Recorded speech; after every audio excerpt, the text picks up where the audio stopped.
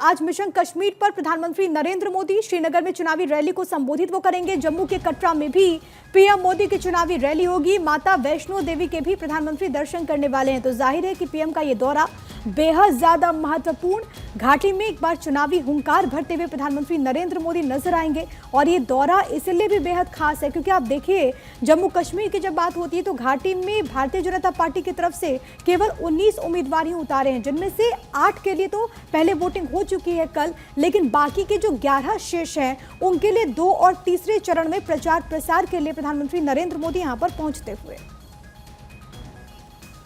क्या नाम है सर आपका? मैं मुनीर अहमद शाह बोल रहा हूँ।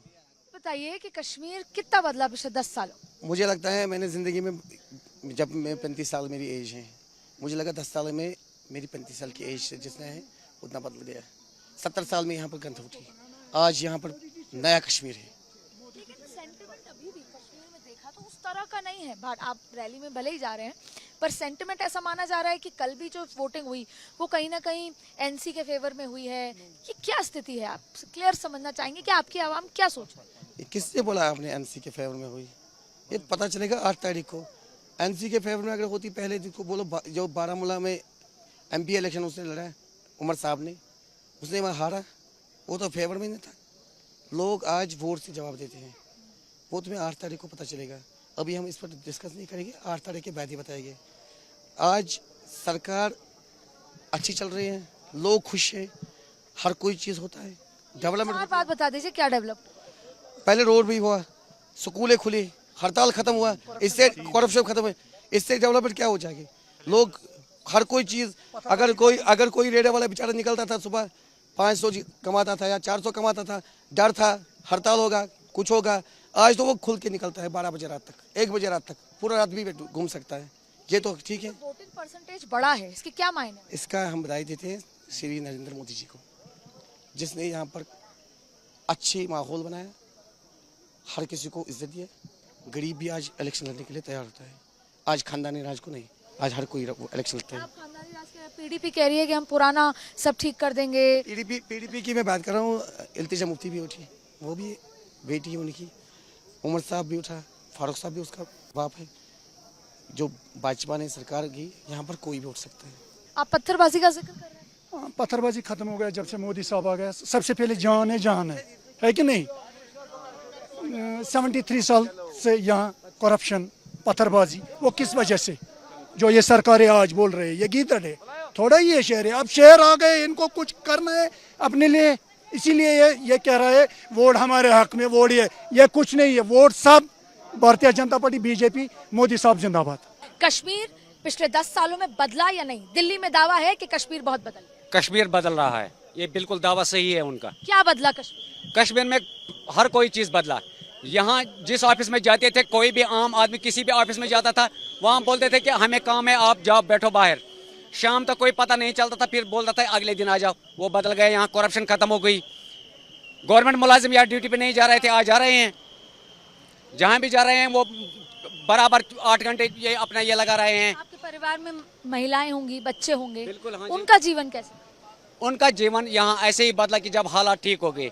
यहाँ कोई घर से बाहर नहीं निकल रहा था, खास करके 6 बजे के बाद कोई बाहर नहीं निकल रहा था। डर था कहीं फौज ना आ जाए, कोई पुलिस ना आ जाए, कोई एजेंसी ना आ जाए, हमें उठा के ले जाएंगे, पता ही नहीं चलेगा। ये सब कह रहे हैं, लेकिन एनसी, पीडीपी, दूसरे लोगों का ये दावा है कि यहाँ कुछ नहीं बदला, यहाँ की आवाम परेशान है, दबी हुई है और इसीलिए वोट करने निकली है।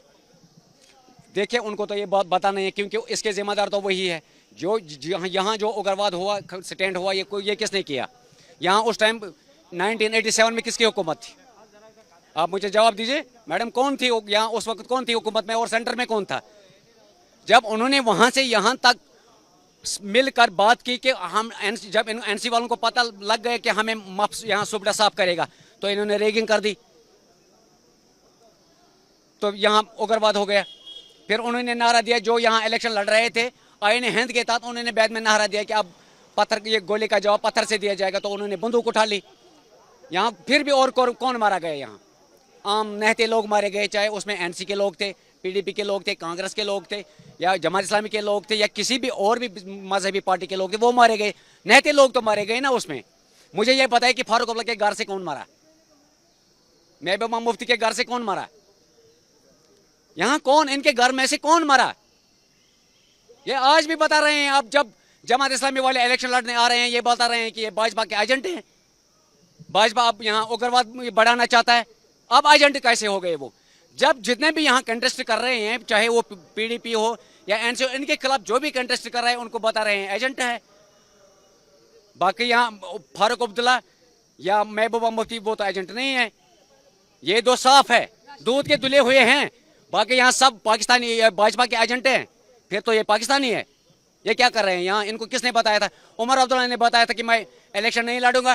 फिर कौन आया उसको बोलने के लिए? उसको कोई ये पाँव पड़ा, कोई पैर पकड़े उसके कि नहीं भाई आपने उठना है, इलेक्शन उठो, आप लड़ो इलेक्शन? कोई गया उसके पास?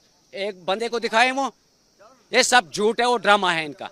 इन्होंने जिंदगी भर यही किया है और कश्मीरी का खून बहाते आया है। बात मुझे ये बता दीजिए कि अब जब जिसकी भी सरकार आएगी, आपकी उम्मीदें क्या?